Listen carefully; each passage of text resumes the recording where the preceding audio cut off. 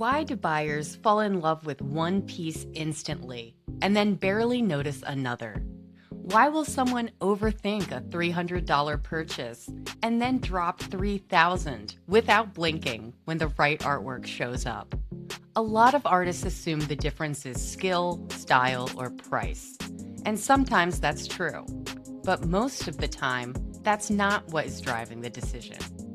Because people don't buy original art the same way that they would buy furniture or a lamp. They buy what it means to them. They buy how it feels. They buy what it says about who they are. Once you understand that, your pricing makes more sense. Your marketing gets easier, and your sales conversations will feel a lot more natural. I'm Hallie with Artsy Shark, and in this video, we're breaking down what artists are really selling and why buyers say yes.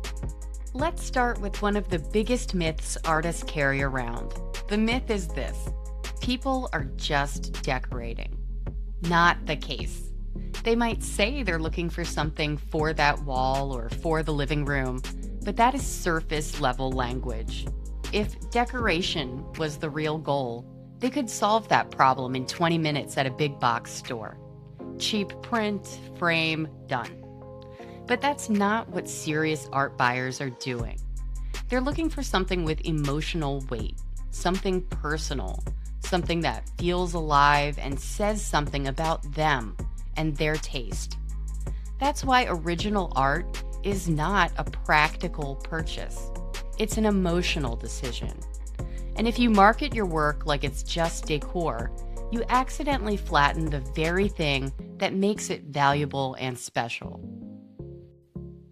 The first thing artists are really selling is an emotional experience. People buy art because of how it makes them feel.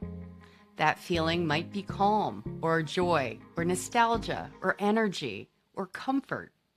This is why buyers often sound vague when they talk about a piece. They're not saying, the compositional balance and color harmony made this an optimal acquisition. They say things like, I just keep thinking about it. It just feels like me. I don't know why, but I love this. That is not irrational. That's just how emotional buying works. And this matters because too many artists try to sell with proof instead of with connection. They over-explain their technique or defend the price too early and try to convince. But buyers usually do not need to be convinced first. They need to feel something first. So your job is not to pressure a sale. Your job is to make that connection possible. When someone buys art, they're also buying identity. They're choosing something that they will live with every day. They're going to see it in the morning. They'll see it when they're tired. They'll see it when people come into their home. They'll see it on good days and bad days.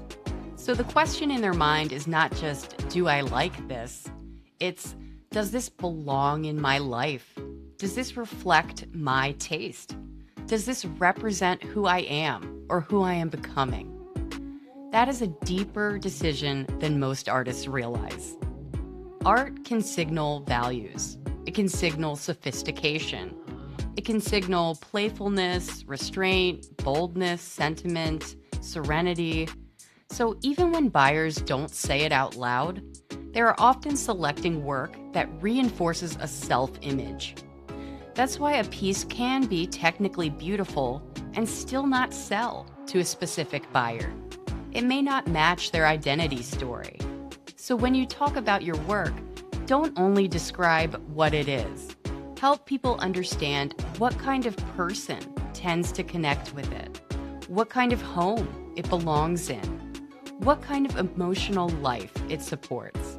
People use art to shape the energy of a space. They use it to make a room feel peaceful or uplifting, warm, grounded, playful, dramatic, expansive, or conversational. In other words, they're not just buying a painting. They're buying the mood the painting creates. They're buying the way they want to feel in that room, in their home. That changes how you market your work. Instead of only saying, 36 by 48 acrylic on canvas, you can also say, "This piece brings movement and warmth to a quiet room." Or, "This series was built around a calm palette for spaces that need a sense of exhale." Same artwork, different level of value communication. Materials and size matter, of course they do. But atmosphere is what gets many buyers emotionally invested in the first place. Another thing buyers are paying for is meaning. And meaning is often carried through story. Who made this? Why this subject? Why this color palette? What was happening in your life when you created it? What are you trying to express?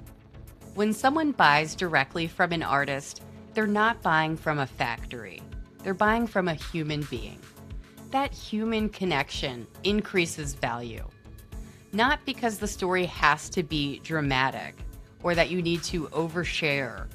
Not because every post needs to be some personal memoir, but because context helps people to care. If a buyer understands the impulse behind the work, they often feel more connected to it. If they feel more connected, they feel more confident buying it. And if they feel more confident, they're less likely to fixate only on the price. This is why process content, artist stories, and studio glimpses work. You're not giving away too much about the art or feeling like the art can speak for itself.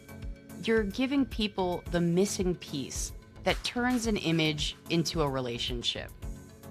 A lot of art purchases are tied to life moments. This gets overlooked all the time. People buy art to mark a wedding, an anniversary, a new home, a birth, a loss, a fresh start, a major personal win. In those moments, the artwork becomes a symbol. It holds memory, it marks a chapter, it becomes part of the story they tell about that time in their life. That's why commissions can carry so much emotional weight for the buyer. That's why buyers will sometimes spend more than the artist expected. That's why a piece that seems too personal can actually be exactly what somebody is looking for. And beyond milestones, many collectors are also thinking long-term. They're buying something made by a real person with skill and intention that can last. That taps into legacy. Not legacy in a grand museum level way, just human legacy. As in, this mattered to me. I lived with this, or I want this to stay in the family. That's powerful, and it is part of the value, whether artists acknowledge it or not. Now let's talk about the practical side, because emotion alone is not enough. Buyers are also buying confidence. Even if they love your work, they still need to feel safe saying yes. They are asking, is this artist professional? Is the pricing consistent?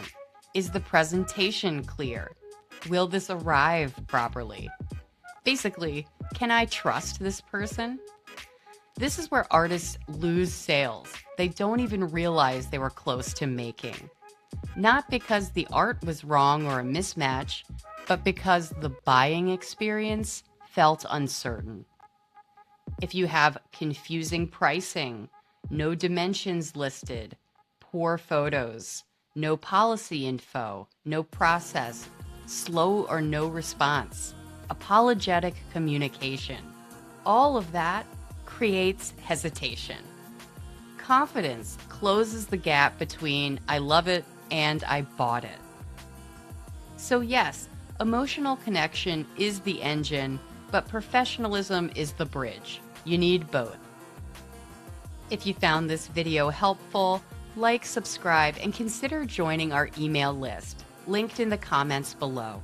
Twice a month, we send out newsletters with tons of absolutely free videos, articles, business tips, and resources to help you grow your art business. And as always, if you want more practical, artist-friendly strategy like this, you can watch another video from this playlist right now.